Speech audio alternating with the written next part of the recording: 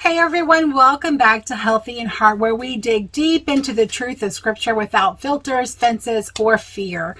Today we're talking about something powerful and often misunderstood. What does the Bible actually say about calling on the name of Jehovah? If you've ever hesitated to use his name because of fear, tradition, or uncertainty, you're not alone. But the Bible paints a very different picture than most of us were taught.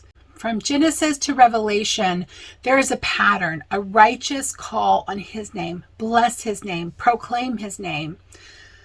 Yet many believers today won't even speak it. Why?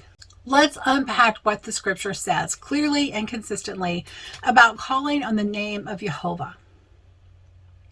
Genesis 4:26 says, "Then began men to call upon the name of Jehovah."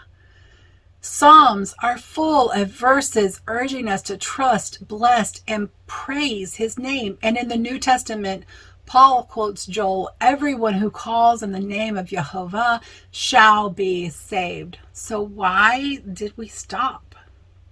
For centuries, tradition replaced the name with substitutes like Lord or Hashem. But while the motive was reverence, the result was restriction. Jehovah never told us to hide his name. He told us to proclaim it. So let's clear up a common fear. The Third Commandment says not to take his name in vain, but that doesn't mean never use it. It means don't use it emptily. Don't use it falsely or for personal gain. Calling on his name in prayer, praise, and truth, that's not misuse. That is obedience.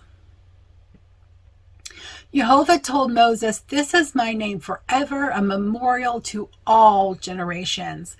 Not a secret, not a substitute. If he told us to call on the name, we honor him most when we do just that.